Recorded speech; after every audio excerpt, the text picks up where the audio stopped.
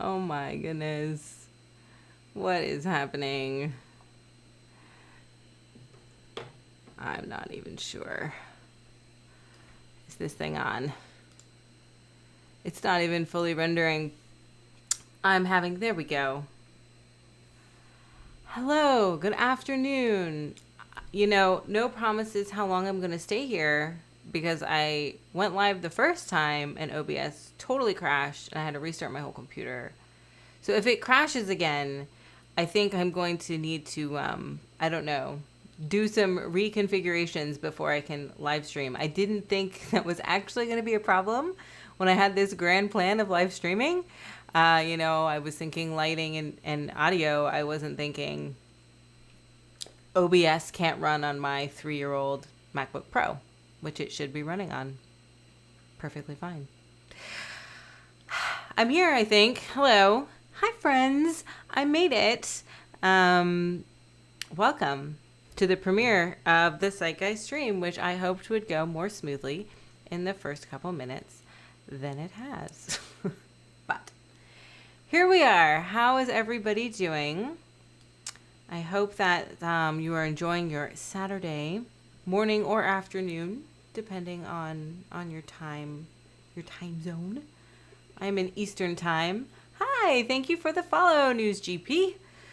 Welcome. I hope that it won't always be this laggy. My birthday's in September, and I've already put in the request for a computer upgrade because, yeah. I mean, so far we seem to be relatively stable. Hi, Rexmac. How are you? Good afternoon. Hi, Big Bear Plays. Good afternoon. Welcome. I seem to be online for now.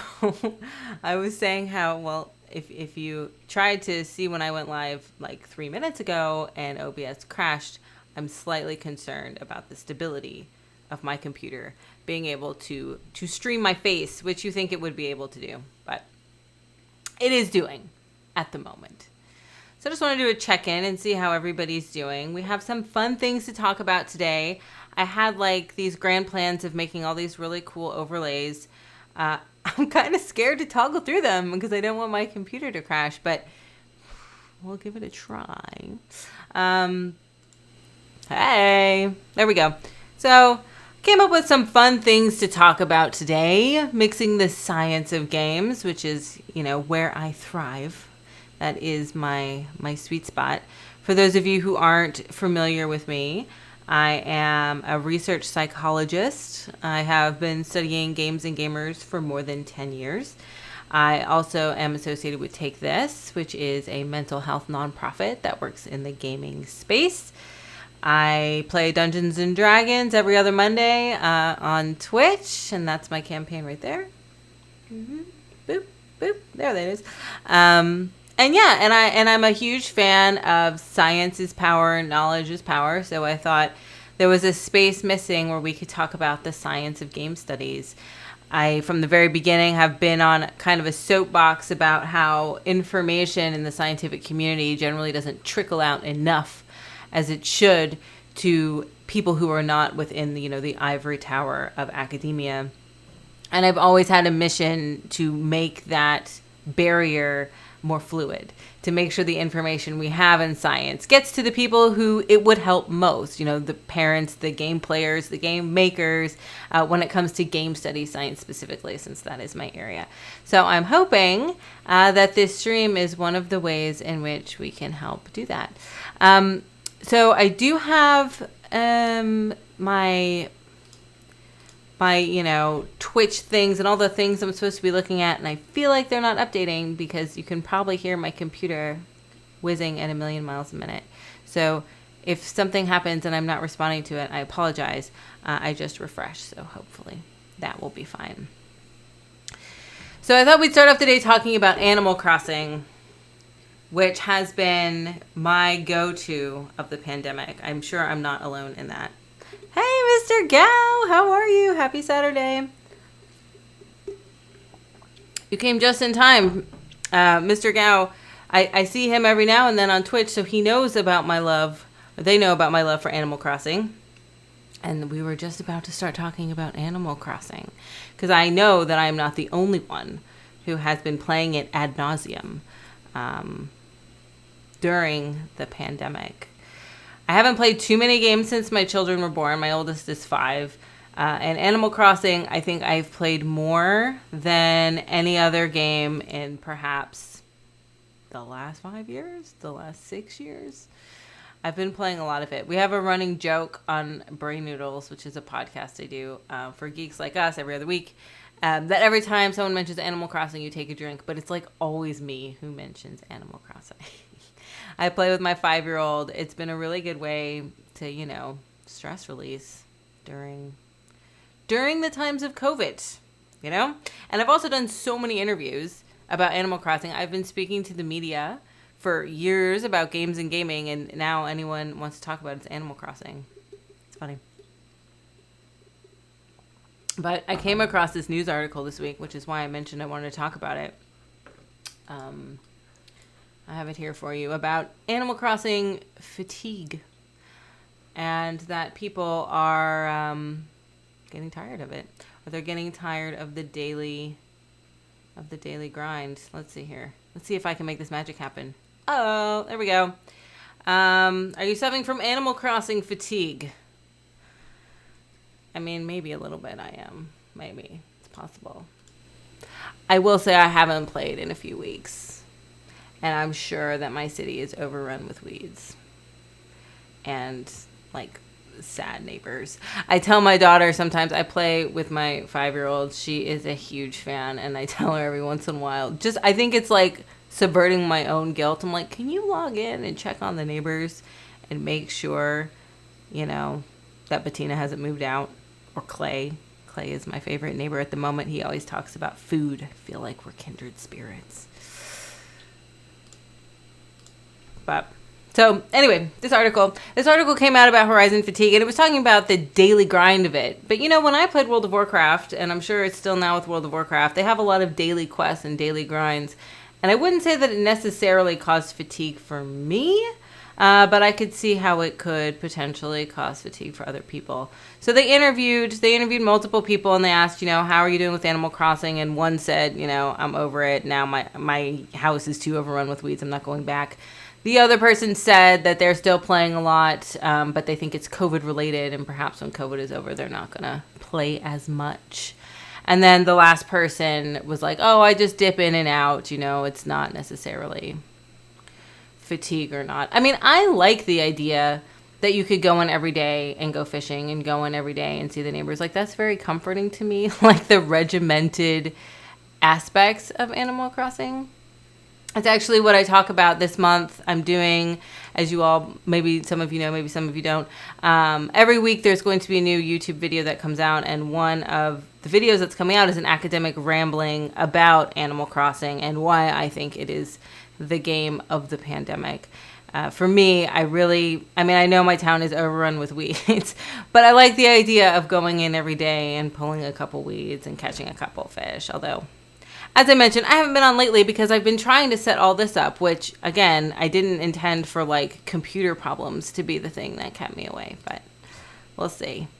Welcome, Valray. I see you. I see you there. Hi. Are you playing Animal Crossing during the pandemic? Stay connected with your children on the other side of the world. So I just wanted to talk about that. I found it really interesting that there's even a word for it, Animal Crossing fatigue. Animal Crossing, take a drink. Hi, Dr. B. Yeah, we're talking about Animal Crossing fatigue. Did you know this was a thing? I don't think that Dr. B is suffering from Animal Crossing fatigue because I see him playing quite often. But apparently it's a thing. People are getting tired of the day in, day out. But there's still a lot of quarantine time left, so maybe the fatigue will pass. It's a thing in your house. The fatigue or playing Animal Crossing? I think playing. It's also a big thing in my house. Although, the fatigue! Oh, no! Okay. See, so maybe it is happening. Maybe it's happening more often. Of one of us. I feel like it's not you. The way you worded it. But it's funny because they talk about in the article too about how people at the very beginning are very, very on it, playing. And then maybe it loses its luster. But the other thing is, generally now, there's so much good media content out there. Like, not just games. Like, one of the reasons I still haven't played Final Fantasy 15, which I know is horrible. I also haven't played Breath of the Wild, which is also horrible. But the reason that I am failing so hard at playing these games that take hundreds of hours to play and I really want to play. Hi, Geekscopy. Hi, how are you? Is because there's so much good content. There's so much television. There's so many movies. There's so many games. And only so many hours in the day. So I think that a lot of people have moved off of Animal Crossing because they're playing some of the other games that have come out. I see a lot of, what is it, Ooblets? I see a lot of that going on these days, and people just want something new and novel, and I guess not the everyday dull and droll of Animal Crossing. It is, a life simulator? Is that what they call it? So maybe life is simulating enough. We don't we don't necessarily have to simulate it in our afterworlds. Maybe we want, more fantasy and more action than that. See? Slime Rancher. Oh, Sarah would be proud.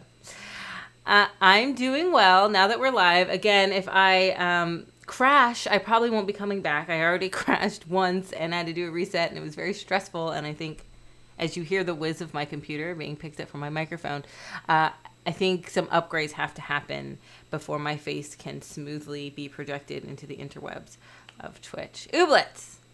Oh, is it really?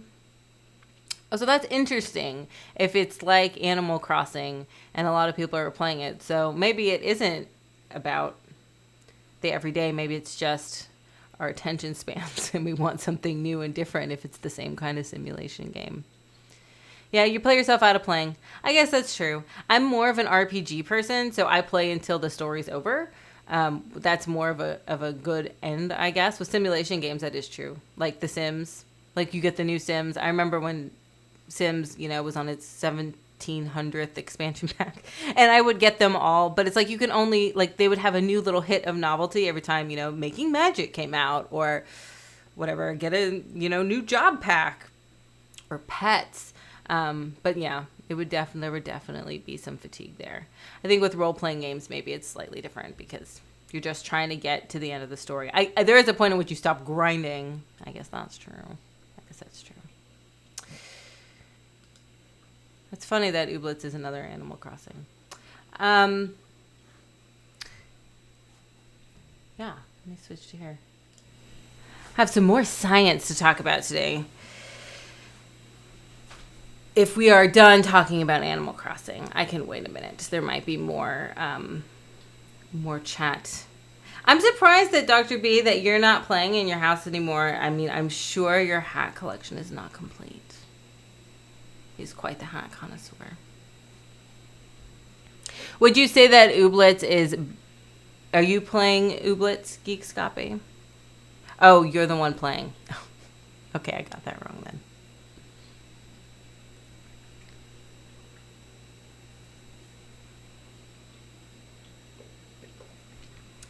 I need to come visit your town. I haven't played in a really long time. I went to Dr. K, Dr. Kelly Dunlap's town. She was a little late to the game. We had all already upgraded our houses completely before she started playing. But she has all the sharks on her island. She's caught every single shark. So I went to her island and she's got them all in tanks along the beach. It's pretty cool. I haven't caught any shark. I haven't caught any of the elusive fish in Animal Crossing. But it'd be interesting to hear about Ooblets and what you think of it in terms of its relationship to AC. You got the great white. I mean, to be fair, I haven't really been fishing that much. But when it first came out, the very first month, when they had that, what was it, the golden trout or something, I made all the fish food, and my husband also made all the fish food, and we camped and really tried to get it, and we didn't get it. And I think that was, maybe I played myself out, like Mr. Gauss said. I was done. I'd had enough of not getting the fish that I want. Although really Animal Crossing for me, I mostly like just mindless fishing and chatting to the neighbors. It's really, I made like a little cafe, a little Starbucks. It's like a virtual dollhouse, just like The Sims. You know, those are the kind of simulation games that I like. Little decoration, little creativity, other people to talk to. All right, so the other thing I want to talk about today, besides Hamilton, which we will get to in the last quarter of the hour, is the new research. So as I mentioned, part of the reason I started this channel was to make research about games and game studies more accessible to people who aren't in scientific communities. Not just more accessible, but more relatable, more understandable, and just kind of get that information out there. There's a special issue for Frontiers in Psychology, which is an open science journal, and the special issue is on digital games and mental health. I am one of the editors of that issue, along with Dr. Chris Ferguson at Stetson University, Paul Fletcher, who is in the UK and is most well known for being the psychiatrist that was consulted in the making of Hellblade: Senua's Sacrifice, and Doris Rush, who is a game design professor at Uppsala University. So we are curating a collection of articles about digital games and mental well-being. And this is the first article to be published in that special issue. And it came out this week. I can drop the link here in the chat if after I'm done or now or whatever, if anyone is interested in reading more, because it is open access. That's the great thing about Frontiers. There's no paywalls to get through it. So this study came out of Taiwan, and it looked at problematic internet use among adolescents. So in the paper, they define problematic internet use just as using the internet excessively. So one of the issues that generally, I'm going to say plagues, I think plagues is the appropriate word, psychology, is differences in measurement and differences in defining specific terms that you're trying to measure. As a social science, sometimes it's a little difficult to really set, you can't just set like objective, like it's number 4, like it's people are more flexible than that, and people are also different. So it's hard to really set things with very strict parameters. So loosely speaking, they talk about problematic internet use as resulting in negative outcomes from using the internet. They do talk about other people's definitions to kind of frame this idea, and they argue that it's kind of on a continuum. So it's people who are problematic internet use is when you can't control your urge, and there's increasing tension to access the internet. If you are using the internet for a specific purpose that's not necessarily adding to your life in a healthy way, things like excessive online gambling or excessive online gaming, as they mention. The individuals have a lack of strength to limit their internet use despite having negative consequences, which could be, problems with family and friends, or maybe they're failing to get to work on time because of the ways that they're using the internet. Maybe they're going into debt. This would relate to the online gambling. And they have an inability to control their impulses to be online. Hi, Gameplicit. Hi, welcome. You've reached the science portion of today's stream. We're talking about this new article that was published just this week about problematic internet use. So looking at problematic internet use broadly, so as a way in which people use the internet to negative consequences.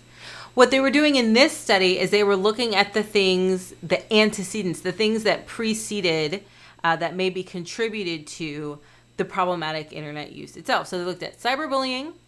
They looked at the use of internet pornography. I did post this on Twitter. Yep, I posted on Twitter the other day.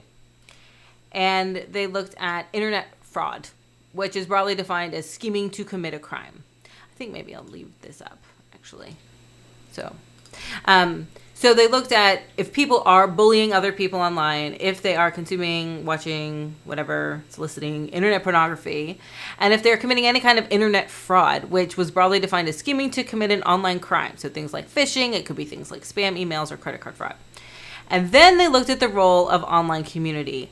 And the argument here was that they believed that cyberbullying others consuming internet pornography and participating in internet fraud would predict more likely to use the internet in a problematic way. Then the second argument here is that your online community, if your online community is supportive and loving and wonderful, like all of you are here, that would mediate it. So that would reduce the relationship. It would make it less likely that these things would contribute to problematic internet use. It would kind of be a buffer, so to say. So I don't want to, overwhelm. There's a lot of results in here. They also looked at role of parents and different strategies that parents can use. So there's the prediction. So there's the prediction, right? So cyberbullying, internet pornography, and internet fraud, they believe all contribute to problematic use. And they thought your online community bond, and also they had a bit here about parental strategies, but I'm not going to get into it today, would mediate it. So looking at the results, let me do this. Looking at the results, there we go. The numbers don't really matter. What you can think of the numbers is the magnitude in which they're contributing. So you can see that cyberbullying has a stronger relationship with problematic internet use than internet pornography and then internet fraud. And they also found that community bond did also have an impact. So community bond helped buffer. You see that these relationships become much smaller.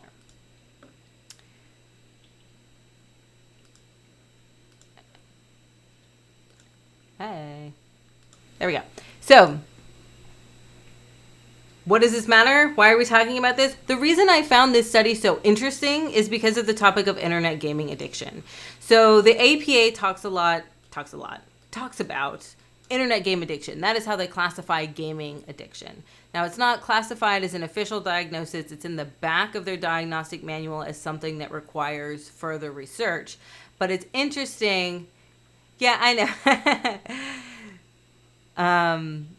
It's interesting that it's classified as internet gaming disorder and not gaming disorder, right? Like the WHO talks about gaming addiction, but the APA has the internet bit in there. But when you look at discussions about internet gaming addiction, it's often talked about in a way in which it's excluded from other uses of the internet. And what I found really interesting about this paper is that it's adding more context to it, right? If somebody is using the internet in a problematic way, which could include playing games to a point in which you're experiencing negative consequences in your everyday life, it might also be fruitful to look at other things and other activities that might also be contributing to this behavior. Dr. B knows, and I get on my soapbox a lot about how research more suggests that people who use games problematically are doing so for some kind of coping strategy. Like it seems more likely games are a coping strategy for something else, and not that games in and of itself are the problem. And going on that logic from this study, we can pull, okay, if somebody is playing games online in a way that's problematic, they might also be, using internet pornography or contributing to internet fraud or being a victim or a perpetrator of cyberbullying. And it's more important to look at this from a holistic perspective from all of these activities that people are doing online, rather than honing in on, they're on the internet playing World of Warcraft. That must be the sole bane of society, and it's the game and it's playing World of Warcraft. So I found that to be quite interesting. But also talks a lot. I talk a lot. I do talk a lot. Are you talking about me? That's okay. That's what I'm here for. I'm here for talking. That is just chatting. I was going to try to play Animal Crossing. I don't know if you guys saw my tweet last night on Psychgeist Twitter, but I managed to finagle the switch to broadcast. I do have a capture card. I was like, this is going to be great. And it was so lucky, which makes sense because OBS can barely handle me sitting here, let alone also playing Animal Crossing. Like my character was just like jumping across the stream. So that was a no-go. But so there's your science for the day. Was that interesting? What do you guys think? What do you guys think about, this idea of problematic internet use and, online game addiction? I always like to go to the research and look and see, what do the numbers say? What are the researchers saying? Was the community loading? It was above 0.5, yes. So the community bond is a very interesting point because if we got into the more detailed graphs, which I thought were like TMI, they did a lot of interaction effects. And what they found is the community bond contributed positively to cyberbullying, but negative to internet fraud. So what that means is the community reduced an individual's propensity to commit internet fraud, but it increased the propensity for cyberbullying. And research has shown that this was focused on adolescents in high school. So your peer group is very important. And if you're in a deviant peer group, if you're in a peer group that is bullying other people, you are more likely to also bully other people because you want to fit in with your peer group. You want to, do what they do. These are the norms of your particular social situation. So community bond, while generally has a buffering and positive effect, it definitely matters who your community is. Is it the kids who are picking on the other kids, or is it the nice kids? That's why, your parents always say hang out with the nice kids and not the kids smoking cigarettes behind the gym. Because your peer group matters. Although I was probably more with the kids smoking cigarettes behind the gym. I will say. But I turned out all right. I was friends with the nice kids too. I never bullied anyone. Same. Kindred spirits, Mr. Gao. And see if we turned out okay. But generally speaking,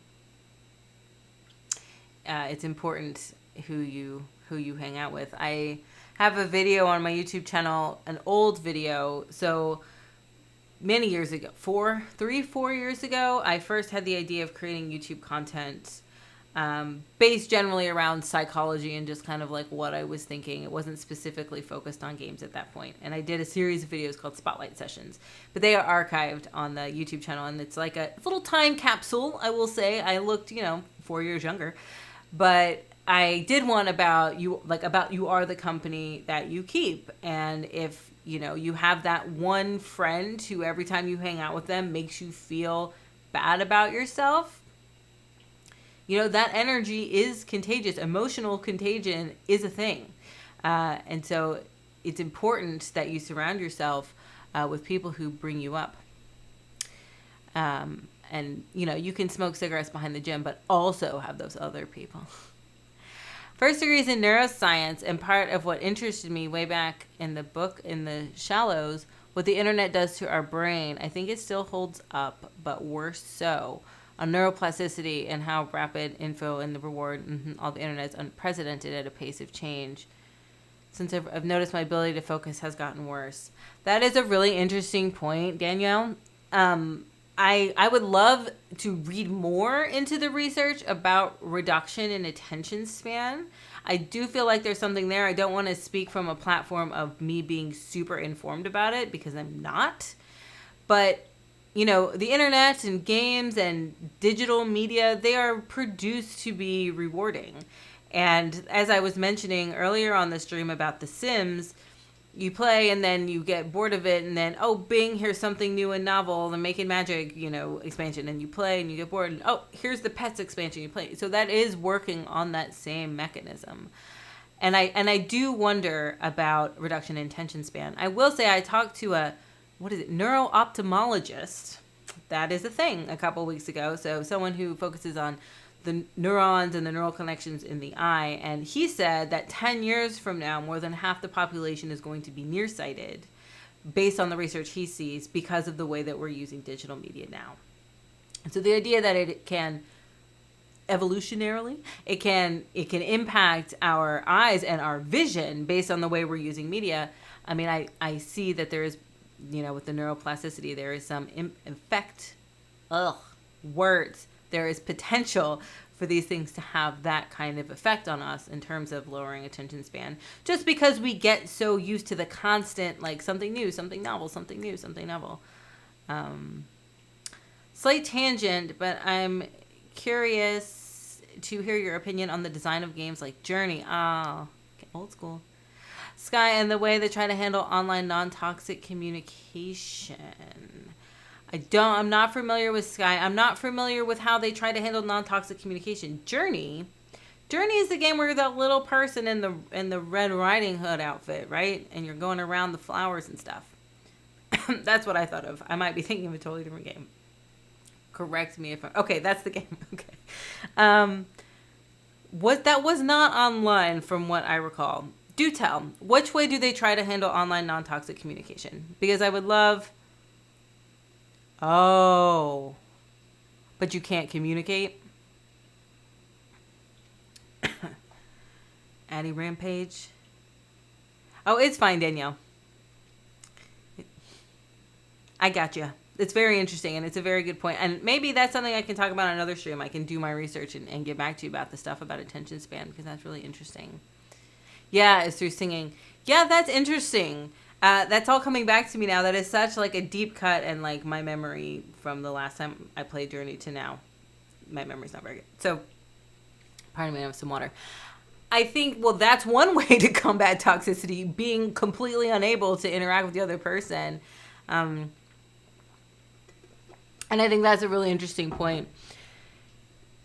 I did hear about, there's some new technologies that are being floated around in the gaming industry to help with better, matchmaking and kind of using the new technologies that we have to try and better pair people together, because there is an argument that, hi, you're so sweet. It's so good to see you, Michaela Deed. I never know how to pronounce your name, but I see you, and thank you. I appreciate that very much. So a lot of the ideas, some of the toxicity comes from bad matching. So if you are playing League of Legends and you get matched with a group who takes it really, really seriously, and you take it less seriously, that's going to cause tension, and that's going to cause toxicity and, trash talking or whatever. Someone's not going to have a good time if half the team is taking it casually and half is taking it super serious. So that's one way to think about it, maybe better matchmaking.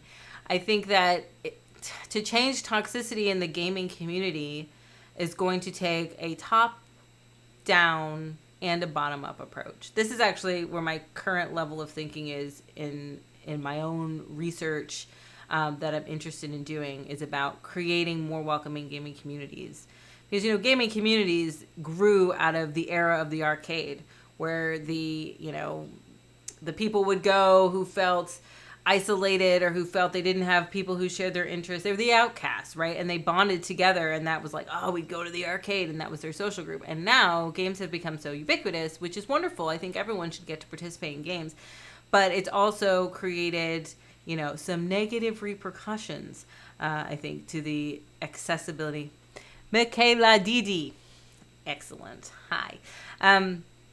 So tryhard versus casual gamers. Right, exactly. So I think that there has to be change from the top down. There has to be new policies instated to have repercussions for the people who are ruining it for everyone else. And it has to come from the bottom up. So actually my mental health minute this week from Take This. I don't know if you guys takethis.org. I am the research director for that wonderful, beautiful organization. But we put out mental health minutes, and mine this week was about toxicity. And Tanya DePass, she's a streamer on Twitch, Cypher of Tyr, she talks about having an accomplice. And it turns out research says she is correct. So new research that came out this year found the best way to fight toxicity and trolling in-game is to have an ally. But she doesn't like the word ally. She likes the word accomplice because it implies a more engaged ally, which is true. So if a man is telling me something rude, I need someone else of a similar social status to the guy who's being rude to me. So I need another man to stand up for me and tell that guy to get away. I'm not saying I need a man. In that instance, I need a man. But it's someone of a similar social structure. So someone who sees someone as an ally, someone who sees someone as he's similar to me and he's telling me that this is wrong.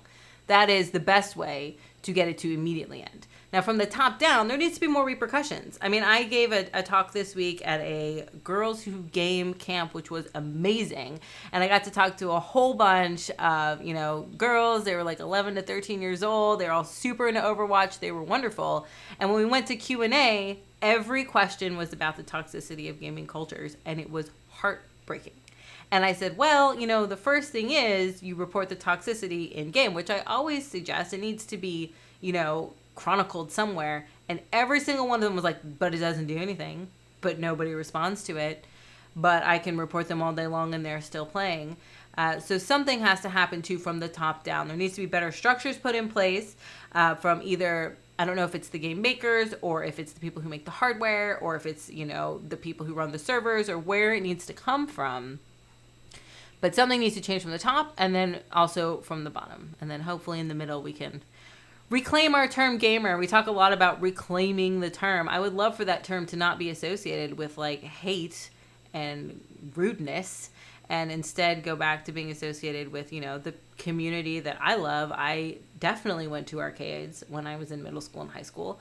Pre-internet days, back in the olden days, and it was wonderful, and it was a place that I really cherished, and I cherish my gaming community now that it's moved online, which is also fantastic, accessible.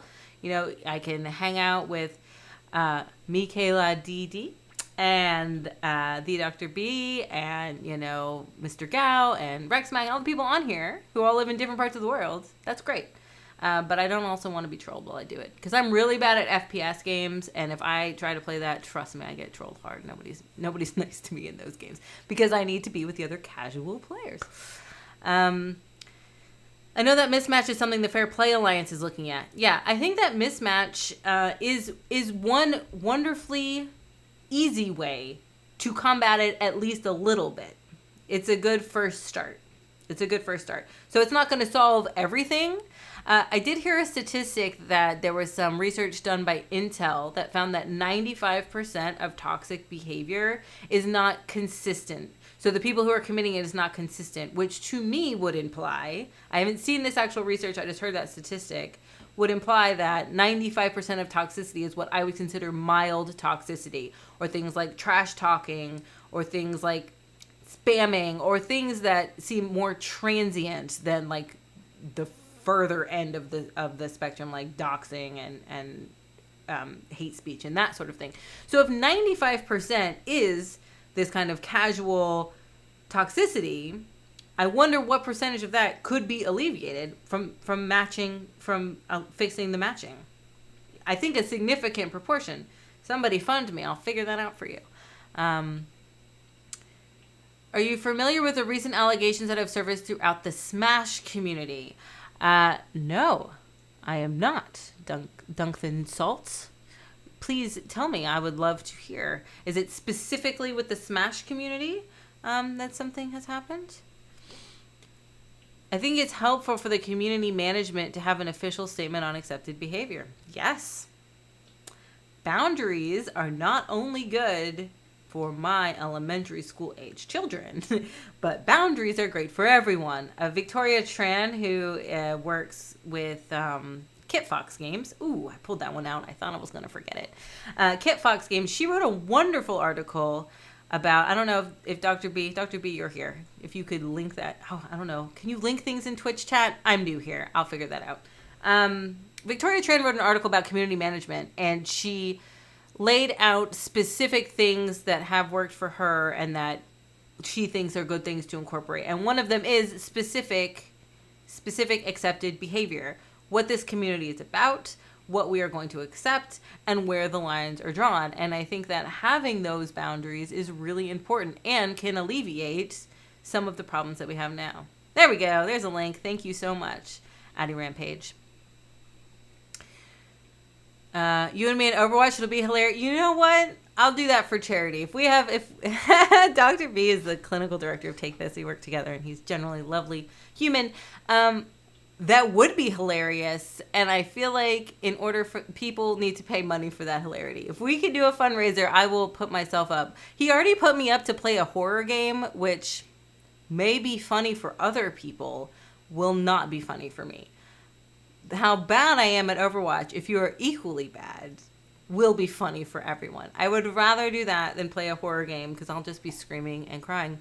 There's another streamer, the Game Chaplain, who I love, and he plays horror games.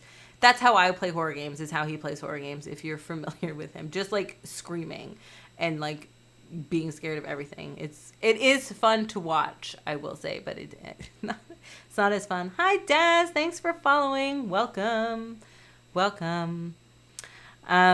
been especially prevalent in Smash, but allegations of the same type have naturally surfaced everywhere. Countless of sexual assault, mostly towards women and minors. I think it's a good example of where community management is absolutely critical to prevent behavior like that and keep people safe. Kit Fox. We're big fans of Kit Fox. Yes. So I am aware of these allegations that have been surfacing generally in the gaming community. I've seen a lot of the stories, and it hurts my heart to hear these stories that this is happening in the community that we all love so much. I think community management, it can be an element of that. I think there's a lot of things that need to change in the industry as a whole. So everyone, people of color, women, all genders, feel safe and secure to work in this industry and to be a participant in this industry, to be a gamer in this industry, to be a gamer in this community. I think it's real important. And yes, I am aware. I didn't know that it was more. I didn't know that it was concentrated in the Smash community. That is news to me. That's really interesting. That's something I should look into. Thank you for sharing that. But yeah, community management is critical. I recommend that article that Addie Rampage put in the link from Victoria Tran, who's also generally a wonderful human and so funny. If you don't follow her on Twitter, I don't remember what her Twitter handle is. I think it's the V-Tran. You can look for Victoria Tran. She makes the funniest TikToks. Oh my gosh. I actually laugh out loud. They're so funny. You're going to play with me. You were going to play with me. Yeah, that's what I'm saying. I'm not going to play Overwatch by myself. I'm just saying, if you're going to play with me and you're also bad, if you're going to play with me and you're good, that's not as fun, because then you're just making fun of how bad I guess that is still kind of fun. It'd be more fun if you were equally bad at Overwatch. I don't know how good you are at first-person shooter games. I feel like it's not necessarily your vibe, but, there are many. You're a man of mystery. There might be things I don't know about you. Maybe you are, like, pro at Overwatch. Although, I will say my computer clearly can't handle it now. You're going to have to wait till I get a new one. Thanks for the follow, Duncan. Thank you. I need a new computer. It's barely, I know you can hear it, like, echoing on this microphone. My poor little computer is trying so hard. I think it's going to make it the full hour, though. I have faith. I think when people are picking sides against some members, it can help establish some community standards. Also, as an outsider of the Smash community, I think self-righteousness can be destructive, and not sure if mass rejection always helps building the community further. Well, mass rejection isn't going to help build anything. Probably. It doesn't seem like a productive way to build anything. I think community standards are important because every community is different, and some communities are family friendly and we don't want to use bad language, and some communities are, this community is made just for this particular handful of people. I made this community specifically, like the gamers. They actually welcome everyone. That was a bad example, but excuse me, there are some communities, like they're all girl clans, right? And that community is just for girls and women, and that's fine. You can have that. But having these different community standards is important, so you know what is okay, what is not okay, who is welcome. I feel like harassment shouldn't be welcome in any community, just as a general rule. Cool. I'm subbed to the Game Chaplain. You found him through you. I love the Game Chaplain so much. I cannot tout him so much. He's so fun, and so funny. It is a very good read. It was very, very well written. And we do a lot of work. I read a lot of things about the gaming industry, just general, for my job and for my interests. And that's one of the best, well-written, written better than I'm selling it right now, pieces on community management. Self-righteousness.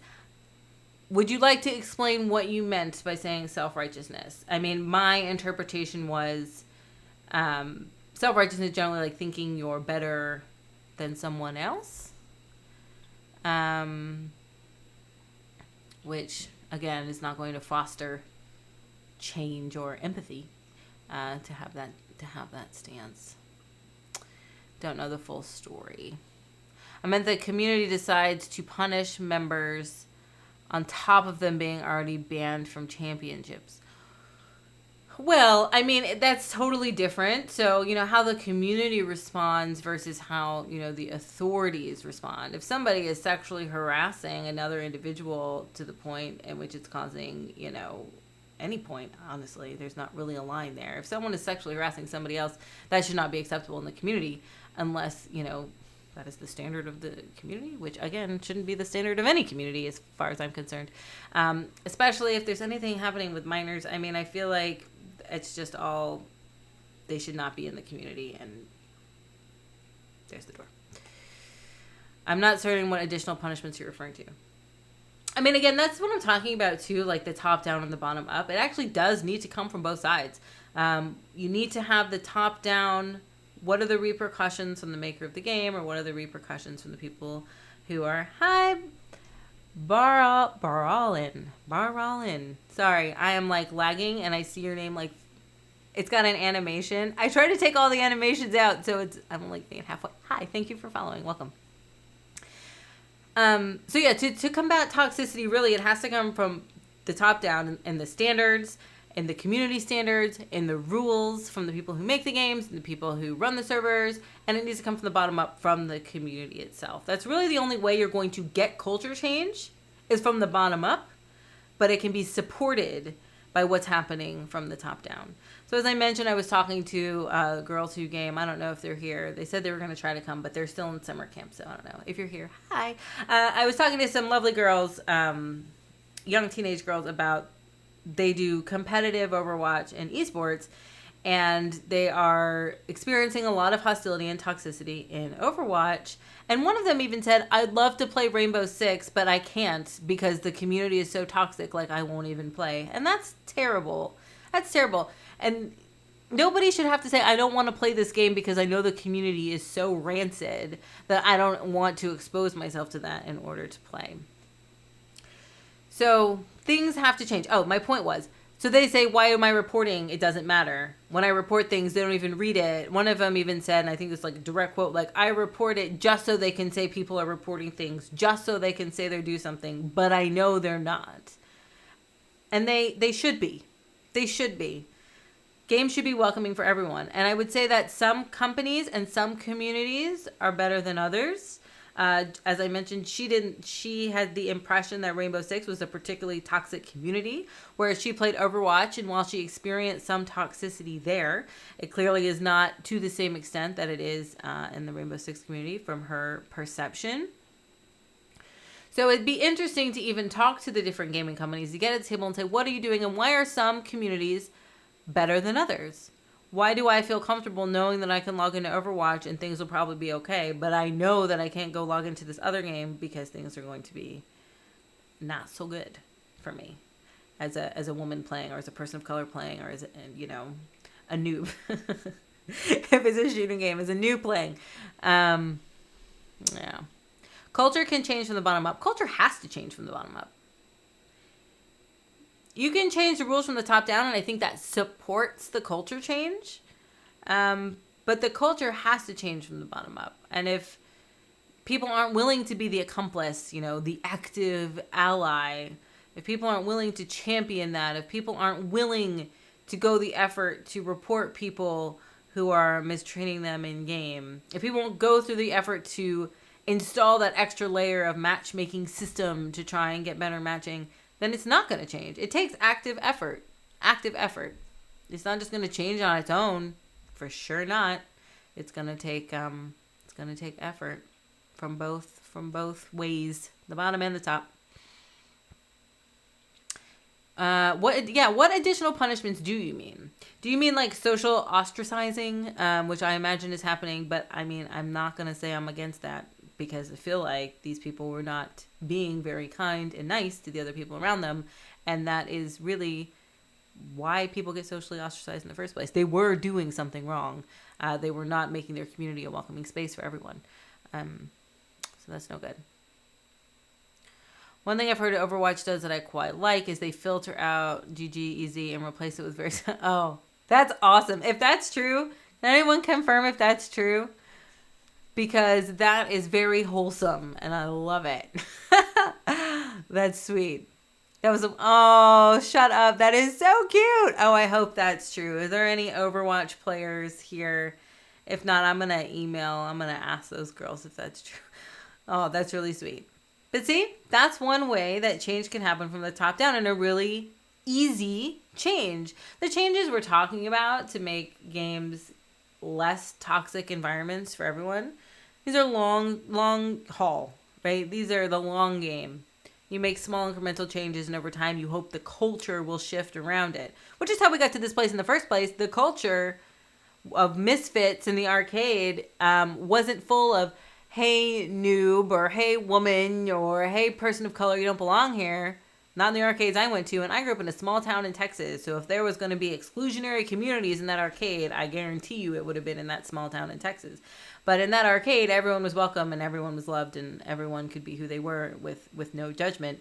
So we can get back to that. You know, it's been 25 years of shifting to what it is now. Granted, I think technological advancements made that shift happen quickly. But again, with technological advancements, we can bring it back if we're using it in the right way, and if we're making the right efforts, and if the people at the top and the people at the bottom are willing to do so. It was a wonderful, yeah.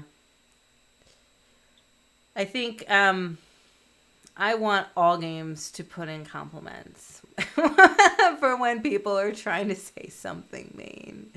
That's so lovely.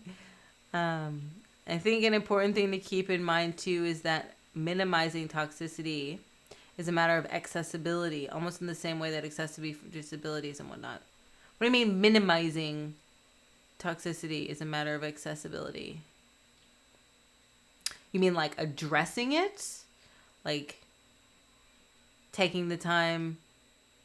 Maybe I'm. What do you mean? Can you imagine League of Legends like that? Wouldn't that be nice? I don't play League of Legends because, for lots of reasons, I'm not good at those kinds of games, and I don't want people to yell at me. But trying to eliminate, yeah.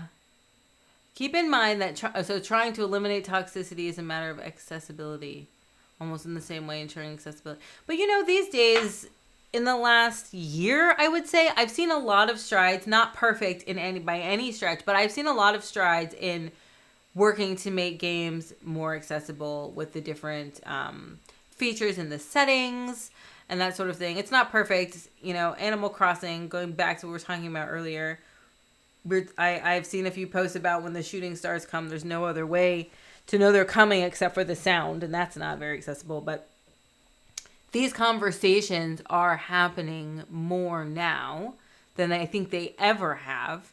So maybe it's also time for these conversations about toxicity and to happen more. And they are happening.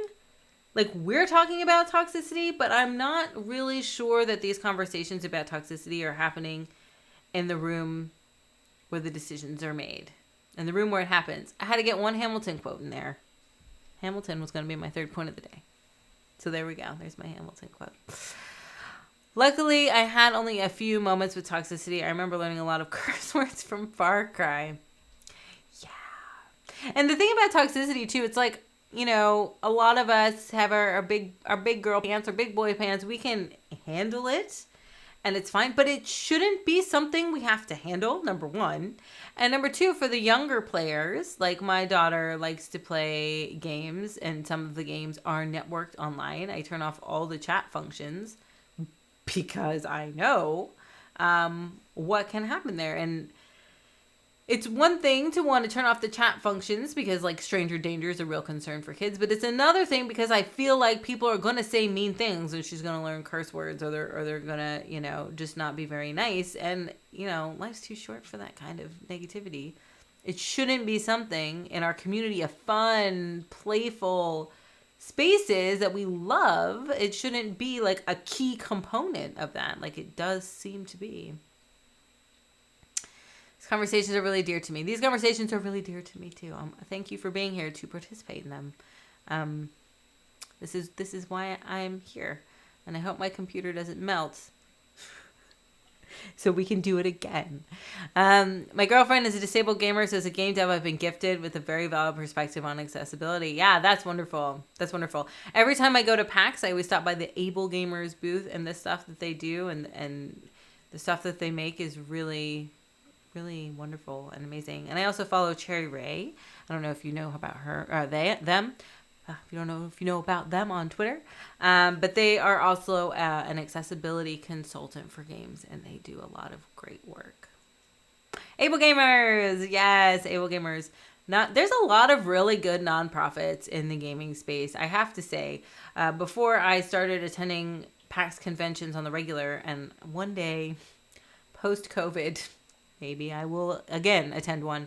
But if you ever have been to a PAX, or if you ever plan on going to one, there's a whole room. It's called the Diversity Lounge, and they are filled with amazing nonprofits. Able Gamers is one. There's the link right there. Game to Grow is another one. That's more for board games. But there's a lot of really good Child's Play. If you guys don't know about Child's Play, they're a nonprofit that makes sure that games and gaming consoles are brought into hospitals for children to use who are in the hospital for extended periods of time to help with, boredom and pain management. They do a lot of amazing stuff. Obviously, take this. Obviously. But yeah. Well, we're coming up on the close of the hour. I cannot leave without... I've been watching Hamilton. If you follow me on Twitter, I love Hamilton so much. I'm so late to the party. I'm aware it came out 5 years ago, but it just came out on Disney Plus, and it was 3 hours long, so that put me off at first. Lafayette is my favorite. I thought Lafayette was fantastic. I mean, I like Hamilton too, but then I was thinking about this other Lafayette. Any True Blood fans? This Lafayette, also awesome. So I feel like there might just be something with the name. Same. Any True Blood fans? That's a little old school. So good. If you haven't seen Hamilton, I know it's 3 hours, but there's an intermission in the middle. So you can watch it over 2 nights, and then obsess over the soundtrack, like I've been doing. Yesterday, I'm doing words again. Somebody clip all these words. Constant shift goes hard. I may have bought several Hamilton shirts yesterday off Redbubble, but I was doing book editing yesterday, which is like very tedious and monotonous. And I got to listen to the whole soundtrack. And usually when I listen to the soundtrack, I only get the first few songs. And then my kids say, turn it off, Mom. I don't want to hear it. But I got to hear the whole thing. And I forgot how sad it was at the end. And it's just so beautiful. So beautiful. Hey, True Blood fan. Yeah, another good Lafayette. I already have my children, but I feel like Lafayette was a missed naming opportunity. For just like awesome person. Oh, wow. I leave you with that. Thank you all for joining me today. I'm glad that I made it through the whole hour without breaking down in some way. I will be here again next Saturday, and also starting now in the month of August, every Wednesday, I'm going to have a new video on YouTube that talks about the science of games. I'm going to talk about... I'm going to go off on little rants. I'm going to have a focus at the end of the month. This month, it's the psychology of Final Fantasy. This month, I'm also talking about Animal Crossing and COVID-19. And then next week, if you join me, I'm going to have a guest. I'm going to have Gamer Doc, and we're going to play a fun game of 20 questions. So that should be quite good. So until next time, be excellent to each other. Always cite your sources, and I will see you here next week. I would rate someone, but I don't know how to do that yet. So I'll figure that out, and next week we can do that. Bye. Have a good day.